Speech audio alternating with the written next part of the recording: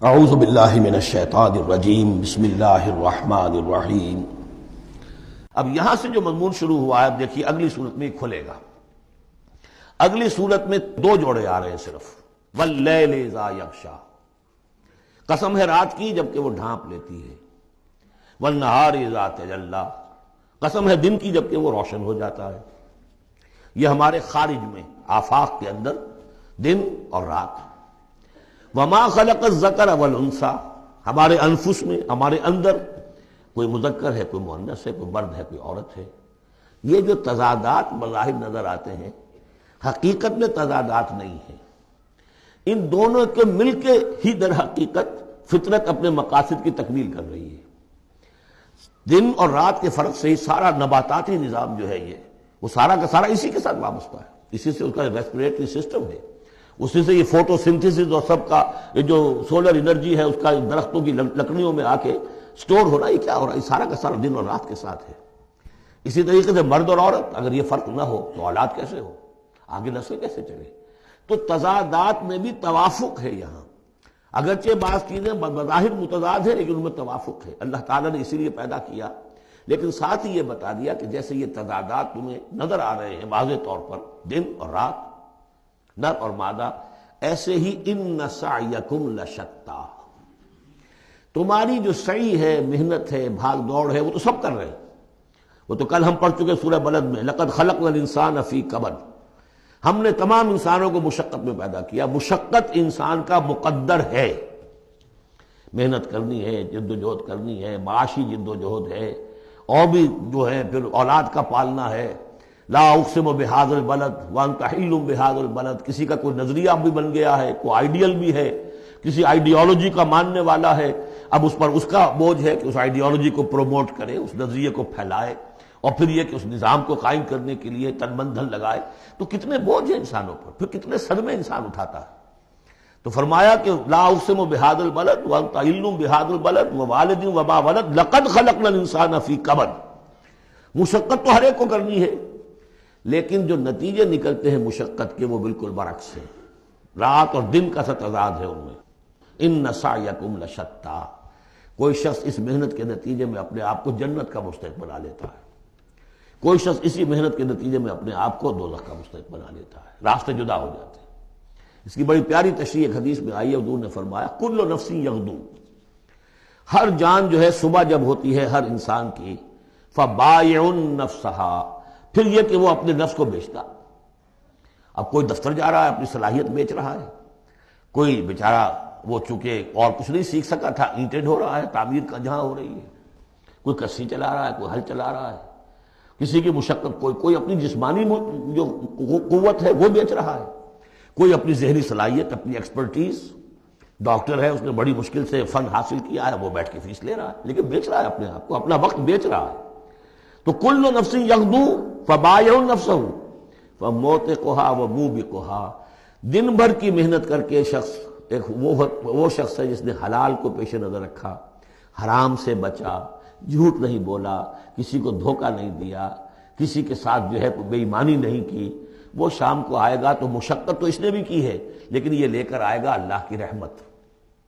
دوسرا شخص مشقت اس نے بھی کی ہے، کہیں کم تول دیا تھا، کہیں کم ماپ دیا تھا، کہیں جھوٹ بول دیا تھا، کہیں کسی کی حق تلفی کی تھی، کہیں کسی کی عزت نفس پر حملہ کر دیا تھا، وہ مشقت بھی کر کے آئے گا اور شام کو جہنم کی گٹھڑی لے کر آئے گا اپنے کندھے پر۔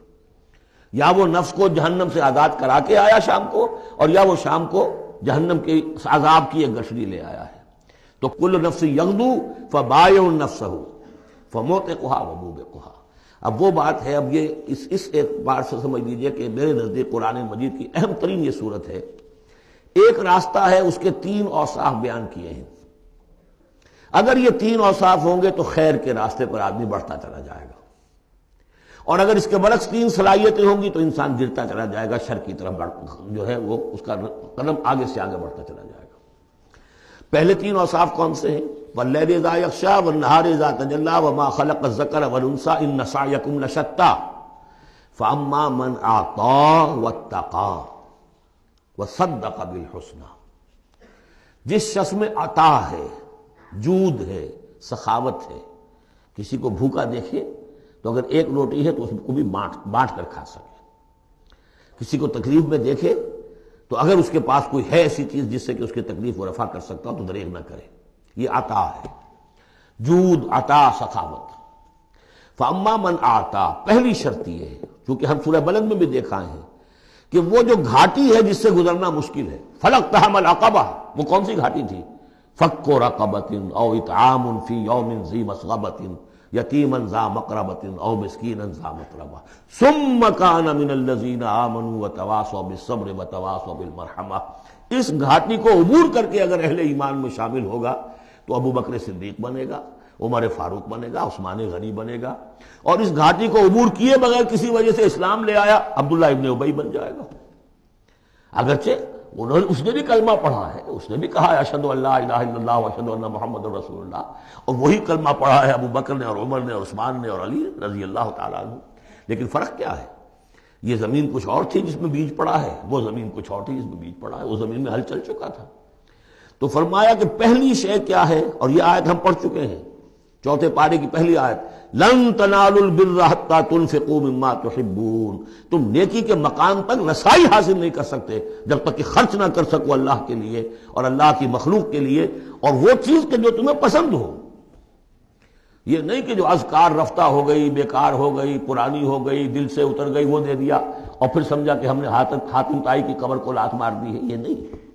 مما تحبون، نیکی کی گرد کو نہیں پہنچ سکتے. لن تنالوا البر حتى تنفقوا مما تحبون.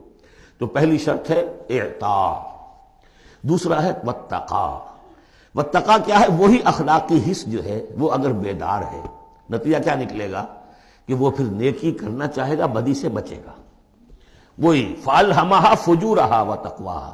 اگر یہ حس مر نہیں گئی ہے، یہ دفن نہیں ہو گئی ہے، اس کے اوپر حوث جو ہے اس کا غلبہ نہیں ہو گیا ہے، کوئی اور غلط جو ہے انسان کا رجحان اس نے اسے دبا کر نہیں رکھ دیا ہے، تو تقا اس کے اندر ہوگا.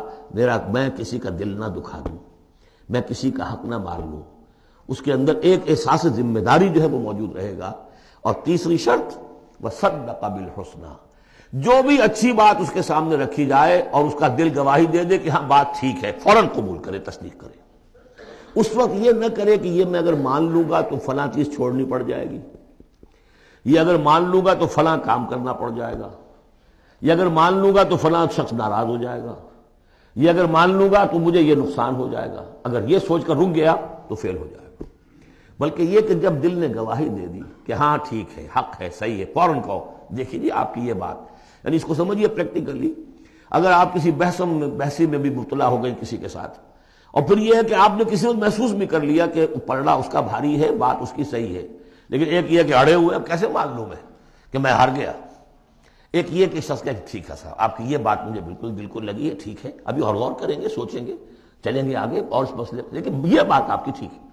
اس سے انسان کے اندر جو ہے پھر وہ ہم آہنگی پیدا ہوتی ہے، بات آگے بڑھتی ہے. لیکن یہاں سمجھ لیجیے کہ بنیادی طور پر یہ تین اوصاف ہیں. فاما من آتا، بخل نہ ہو، اتقا اور اس کے اندر یہ اخلاقی حس بیدار ہو. نمبر 3، جو اچھی بات سامنے آئے اس کی تصدیق کر دیں.